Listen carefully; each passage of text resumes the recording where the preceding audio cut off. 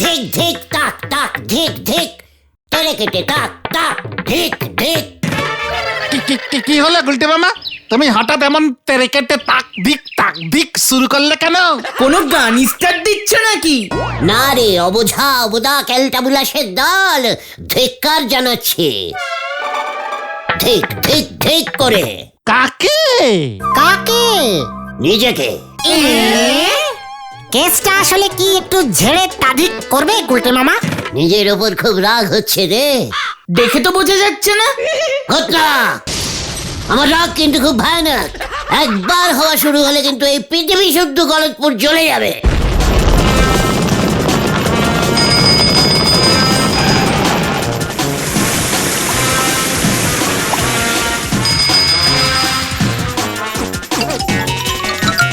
এই আচ্ছা আচ্ছা ঠিক আছে গুলটে মামা, তুমি কি বলতে চাইছো আগে বলো তো।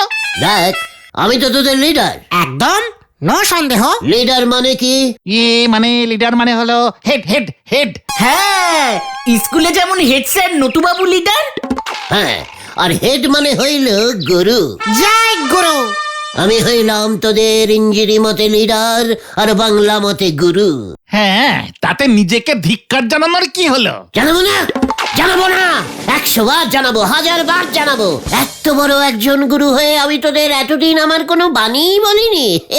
ছি ছি ছি ছি ছি। গুরু বাণী। জয় গুরু। বলো বলো, এখন থেকেই স্টার্ট করো। তুমি আমাদের বাণী শেখাবে? হ্যাঁ রে, রোজ একটা করে বাণী ঝাড়বো আর তোরা লিখে রাখবি। আমি যখন দেহ তুলবো তোরা আমার বাণীর বই ছাপিয়ে বের করিস, নাম দিস গুরুকুলটে চরণের চরণা বাণী। গুলটে মামা কি জয়। আমার প্রথম বাণীটা হইল, গাছের গোড়ায় জল ঢালিয়া যাও, জল ঢালিয়া যাও, বালতি বালতি জল ঢালিয়া যাও, ফল একদিন পাকিবেই। জয় গুরু। কোন গাছে জল ঢালবো গুলটে মামা? কোন ফল গাছে? পেয়ারা? রে পাঁচু, গুরুর বাণী কিছুই বোঝেনি দুটো। দেখেছিস ক্যালটা বুলাস কোথাকারে? আমিও বুঝিনি। হ্যাঁ, তুইও বুঝিস নি? তা বুঝবি কি করে? খুব গভীর বাণী তো, সকলে বোঝে না। তুমি একটু ইজিকালি করে বুঝিয়ে দাও না। ইহা খানে কভি বুঝাইতে চাহিয়াছেন যে, চেষ্টা করিয়া যাও ফল ফলিবে। চেষ্টা মানে জল, আর ফল মোটেও গাছের ফল নহে। কবি চালাকি করিয়া এখানে রেজাল্টকে ফল বলিয়াছে। ভুল বাণী, ভুল বাণী। হোয়াট? আমার বাণী ভুল? পাঁচু, ঘটনাকে সাবধান করে দে, ও ডাইরেক্ট গুরুর বাণীকে চ্যালেঞ্জিং করছে। আমি ক্লাস 7-এ 7 বার চেষ্টা করেও পাস করতে পারিনি, মানে রেজাল্ট ফলেনি।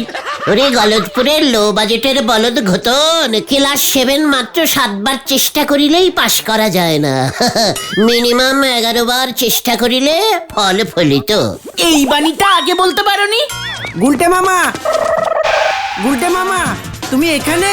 কেন রে ঢিলা, কি হয়েছে? কার ফল পেকেছে? তোমার। হ্যাঁ, কি বলতে চাইছিস কি তুই?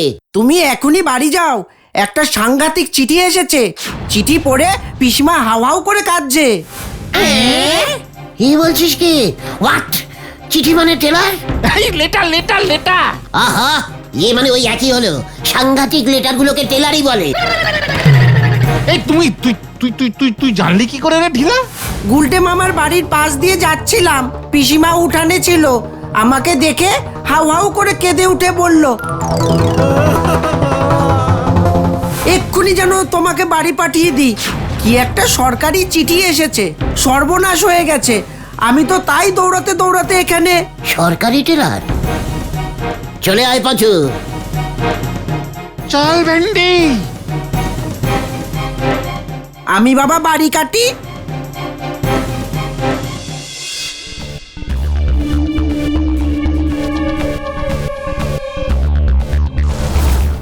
এই চিঠিতে লেখা আছে, সরকার থেকে জমিদার গগনচরণের প্রাসাদটা নিলামে তুলবে। কোথায় তুলবে? নিলামে নিলামে। অত বড় প্রাসাদটাকে তুলবে কেমন করে? ট্রাক্টর আনবে নাকি? আরে বাবা না না, সরকার ওই গগনচরণের জমিদার বাড়ির প্রাসাদটা বিক্রি করে দেবে। যে বেশি দর হাঁকবে প্রাসাদ তার হবে। ওরে আমার কি সর্বনাশ হলো রে, তোদের পিসে মশাইয়ের শেষ স্মৃতিটাও চলে গেল রে। কি আর করবে বলো পিসিমা? তাছাড়া ওটা তো ভাঙাচোরা প্রাসাদ, রেখে আর কি লাভ বলো পিসিমা? ওই বাড়িতেই তো আমি বিয়ের পরে এসে উঠেছিলাম রে।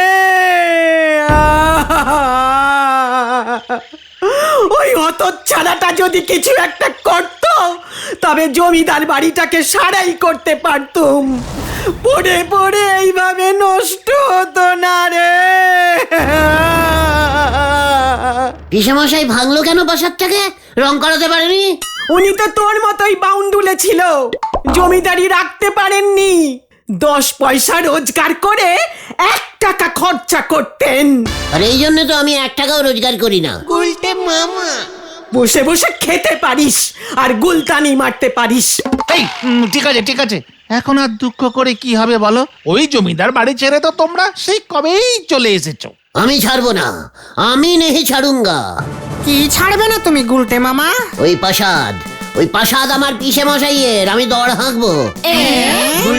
আরে কবে দর হাঁকা হবে? চিঠিতে তো লিখেছে আগামীকাল সকালে নিলাম বসবে। চল আমরাও যাব। জয় গুরু।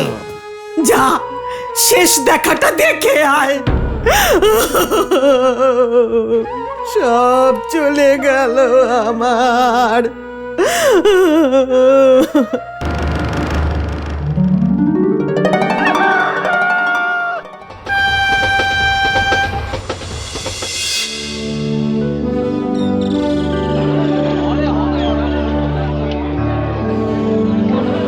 জমিদার গগনচরণের এই 110 বছরের পুরনো বাড়িটির নিলাম শুরু হইল।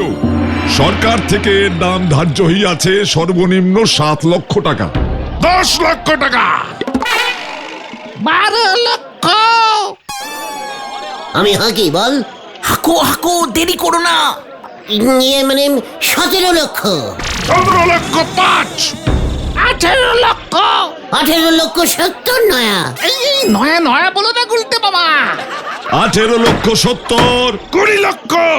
ওরে গুরু দাঁড়া, 25 লক্ষ। এসব কি করছে গুলতে মামা? চুপ কর। 25, 26, 27, 28, 29, 30, ইয়ে তারপর 32, 35, 38, 40 লক্ষ। থামবো না, হেঁকেই যাবো। আরে পাগল আদমি হ্যাঁ। 40 লক্ষ 1। চুপ করো গুলতে মামা। না, চুপ করবো না। আমার পিসে মশাইয়ের বাড়ি, 50 লক্ষ 2 টাকা। দেখ কেমন লাগে। 50 লক্ষ 2, 50 লক্ষ 2। বেবকুফ আদমি। হাসে আয়া। আরে ডাকাতির পয়সা মনে হয়। 50 লক্ষ 2 ফাইনাল। গুলটে মামা নিলাম জিতে গেছে।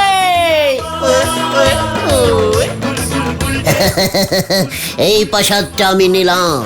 তার আগে আপনি এদিকে আসুন স্যার, অ্যাডভান্স করে যান। প্রাসাদ কি এক্ষুনি দিয়ে দেবে বললো? আচ্ছা ঠিক আছে নিচ্ছি। উল্টে মামা টাকা চাইছে, অ্যাডভান্স করতে হবে। ইয়ে মানে টাকা কেন? টাকা মানে আমি তো দর হাঁকলাম, টাকা কিসের? আমি তো প্রাসাদ নিয়ে নিয়েছি। আরে 50 লক্ষ টাকা এখন পাবে কোথায়? এত দর হাঁকতে কে বলেছিল? টাকা দিয়েই তোমাকে নিতে হবে। স্যার সময় নেই হাতে, অ্যাডভান্স করে সই করে যান, বাকিটা সদর অফিসে গিয়ে জমা দেবেন। ইয়ে মানে স্যার, মানে দাদা, কত লাগবে অ্যাডভান্সিং এ? আপনার দাম তো 50 লক্ষ 2,000 টাকা। না তো, আমি তো বললাম 50 লক্ষ 2 টাকা। মানে ঠিক আছে, এখন তো বুকিং মানি লাগবে। চেকিং মানি দিলে হবে না? সেটা আবার কি? মানে বলছি চেক মানে চেক দিলে হবে না? চেক? ও ঠিক আছে তাই দিন, তবে আজকের ডেটে চেক দিতে হবে। এবার চেক কোথায় পাবে গুলটে মামা? মানে ও চেক দিলেও হবে? এ বাবা যা, আবার কি হলো? এই পেনটা আনতেই তো ভুলে গেছি। ওফ, কার পাল্লায় পড়লুম রে বাবা। ঠিক আছে, এই নিন, আমার পেনটা দিচ্ছি। এ বাবা, অন্যের পেন দিয়ে সই করলে আমার সইটা জাল হয়ে যাবে না? আমাকে এত বড় বোকা ভেবেছেন আপনি? আপনি ক্যাশই দিন। টোটাল 50,02 টাকা হলো না? হ্যাঁ, পাঁচু, খুচরো 2 টাকা অ্যাডভান্সিং কর, বাকিটা কালকে দিচ্ছি। এই যে দাদা শুনুন, আমি চলে যাচ্ছি। কালকের মধ্যে সদর অফিসে এসে পুরো টাকাটা না দিলে নিলাম ক্যান্সেল।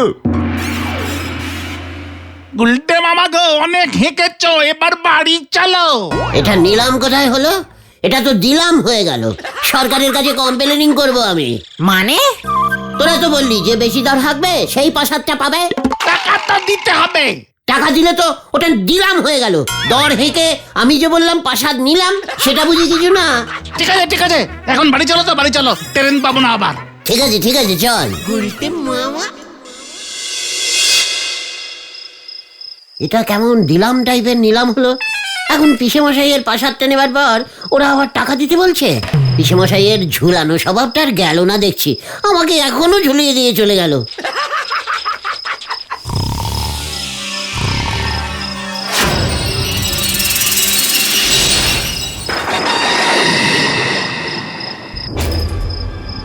কেন যে হাতে ছাড়া গুলতে? কে কে কে? শুনে শুনে আমার ছেড়াদ্দ করছিস। পিসেমশাই তুমি? আমি তোকে ঝুলিয়েছি নাকি তুই আমাকে ঝুলিয়েছিস? আমি আবার তোমাকে কখন ঝোলালাম? যাও আমার ওই বাড়িটা ভালো দামে বিক্রি হতো, সেটাও ভেস্তে দিলি। ওরে গুরু, বিক্রি হলে তোমার কি লাভ হতো শুনি?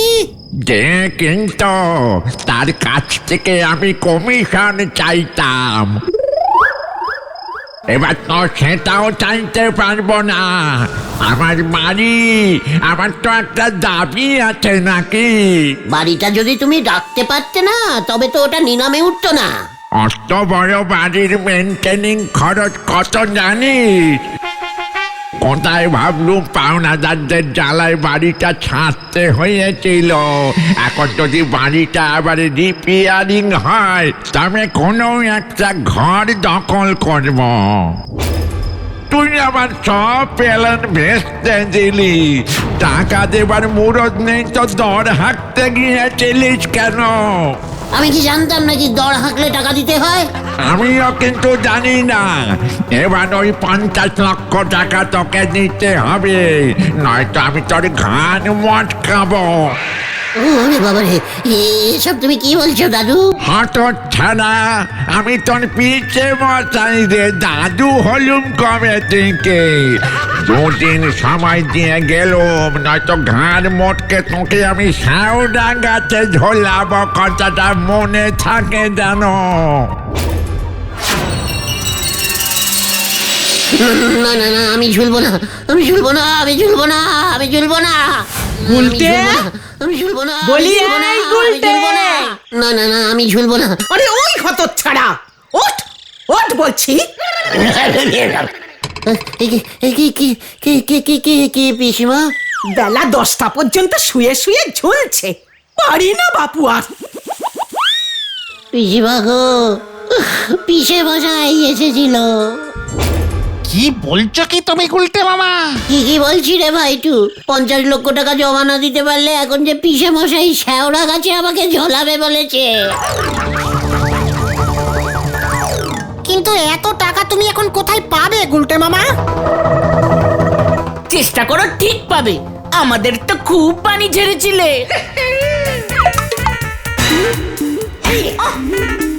দাঁড়াও তো, চলো তো নরদার কাছে যাই। হ্যাঁ, তাই চল ভাইটুগণ। আপনার পিসি মশাই এমন তরি কমিশন খাওয়া জমিদার ছিল, আগে তো জানতাম না। নড়া, কাটা পায়ে চুনের ছিটে দিবি না বলে দিলাম। ওটা কাটা ঘায়ে নুনের ছিটে হবে গো গুলটে মামা। হোক, যা ইচ্ছে হোক, আমি যদি শেওড়া গাছে ঝুলি না, তোদের নিয়েই আমি ঝুলবো, একা ঝুলবো না, বলে দিলাম। নড়াদা গো, তুমি কিছু একটা বুদ্ধি দাও না গো। বুদ্ধির কি আছে? সোজা ব্যাংকে চলে যান, নন করে টাকাটা জমা করে দেন। তারপর অত টাকা শোধ দেবে কেমন করে গুলটে মামা শুনি? তারপর আবার ওই বাড়ি বেচে দেবেন 50 লক্ষ টাকায়। ঠিক বলেছিস, রাইট রাইট। আগে কিনবো, তারপর বেচবো। 50 লক্ষ না, 60 লক্ষ টাকায় বেচবো। ওই দেখেন, কমিশনের স্বভাবটা দেখতেছি আপনার মধ্যেও ঢুকি গেছে। নোরা, এই ঠিক আছে ঠিক আছে, কিন্তু ব্যাংক এমনি এমনি চাইলেই অত টাকা লোন দিয়ে দেবে? সে দেবে না, তার জন্য কিছু বন্ধক রাখতে হবে। কি বন্ধ করতে হবে বল? এক্ষুনি বন্ধ করে দিচ্ছি। আরে আরে বন্ধ না বন্ধক বন্ধক মানে ব্যাংক 50 লক্ষ টাকার জিনিস জমা রেখে তবে টাকা দেবে। জিনিসের কি অভাব পড়েছে নাকি এই গলতপুরে? চল চল। কোথায়? চেষ্টা করতে হবে তো। কামান কামান। হয়ে গেল। তিরিপল দিয়ে বাবু চললে জিন্সের প্যান্ট বানাতি, হরি বল। গজেন বাবু, আমাদের মাননীয় গজেন বাবু। ভং সং না কইরা কি কইতে আইছস কইয়া ফেল, আমার অনেক কাম আছে। বলছি আপনার গোডাউনে তো অনেক লোহা আছে, তাই না? আছে, তাতে তোর কি? ইস, দেখেছিস, আমি বলেছিলাম না, গোডাউনে যদি এতগুলো লোহা থাকে তাহলে সেগুলো জং পড়ে যাবে না। কত টাকা লস হয়ে যাবে বলতো গজেন বাবুর? আসল কথাটা কইয়া ফেল কইতাছি। বলছি বলছিলাম যে ওই লোহাগুলো আমাকে দেবেন। তরে তুই কি করবি? বন্ধক দেব। কি করবি, কি দিবি? পাথরে চল। না মানে বলছিলাম যে ব্যাংকের লোহাগুলো সব বন্ধক দিয়ে দেব, তাহলে আর জং পড়বে না। তাই বুঝি? ঠিক আছে, দাঁড়া। ওই মানকা, আমার লোহার শিকল টানতো। শেকল কেন? ব্যাংকে তো শেকল বন্ধক নেয় না। তগ বাইন্দা ব্যাংকে লইয়া যাবো আমি, দাঁড়া। আইসলামি করণের জায়গা পাও নাই। এই গুলটে মামা চলো, হাওয়া খারাপ। মানে ঠিকই লোহা থাক, আমরা বরং আদলা ইটি বন্ধক দেবো। চল রে পাঁচু। 50 লক্ষ টাকার জন্য আপনার জমি শুদ্ধ বাড়িটা বন্ধক দিতে হবে গুলটে বাবু। মানে আমার বাড়ি মানে অন্যের বাড়ি দিলে হবে না? কার বাড়ি কোন বাড়ি বন্ধক রাখবেন সেটা তো আপনার ব্যাপার। মোট কথা বাড়ি চাই, তাই তো? হ্যাঁ, 50 লক্ষ টাকার সমান মূল্যের বাড়ি হতে হবে। মানে সম মানে সমান সমান বাড়ি তো আছে, দিয়ে দেবো। টাকাটা কবে পাবো স্যার? আগে আমরা বাড়িটা দেখব। এক্ষুনি দেখিয়ে দিচ্ছি। কে দেখবে? আপনাদের সঙ্গে আমি লোক পাঠিয়ে দিচ্ছি, ওনাকে দেখিয়ে দেবেন আর বাড়িটার কাগজপত্র দিয়ে দেবেন সঙ্গে। বাড়িতে স্যার অনেক কাগজপত্র আছে স্যার, গুড়ের হাড়িও পাবেন, সেগুলোও নিয়ে নেবেন না হয়। গুলটে মামা, তুমি কার বাড়ির কথা বলছো? ঝোলা গোবিন্দ। খুব ভালো বাড়ি স্যার। ঠিক আছে যান। গুলটে মামা।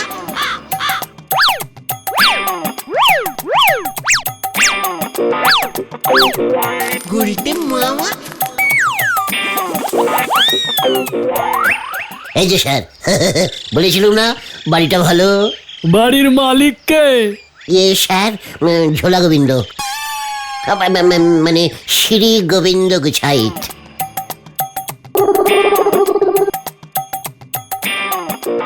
মানে কথা, উজবুক গুলো আমার বাড়ির সামনে কি করছে? এত বড় বাড়িটা ব্যাংকের মধ্যে বন্ধক রাখবেন কি করে স্যার? মানে কথা, তোদের কি চাই এখানে? ব্যাংক থেকে এসেছি। এই বাড়ি উনি বন্ধক রাখতে চাইছেন ব্যাংকে, লোন নেবেন। কি আমার বাড়ি বন্ধক রেখে মানে কথা ও লোন নেবে? মাত্র 50 লক্ষ টাকা। পিসে মশাইয়ের প্রাসাদটা 60 লক্ষ টাকায় আবার নিলামে তুলে বেচে দিয়ে আবার শোধ করে দেবো। 10 লক্ষ টাকা কমিশন। তাই বুঝি? বাড়ির দলিলটা নিয়ে আসুন, দেখবো। এই তো, মানে কথা দাঁড়া, নিয়ে আসছি। দেখলি বলেছিলাম না, খুব চেষ্টা করলে ফল পাওয়া যায়। কেসটা গন্ডগোলের লাগছে কিন্তু। ওই দেখ রে। মানে কথা তারা। পাঁচু পালা! বাবা রে! এগি এগি ওরে বাবা, ও বাবা গো, আর সহ্য করা যাচ্ছে না, মানে কথা।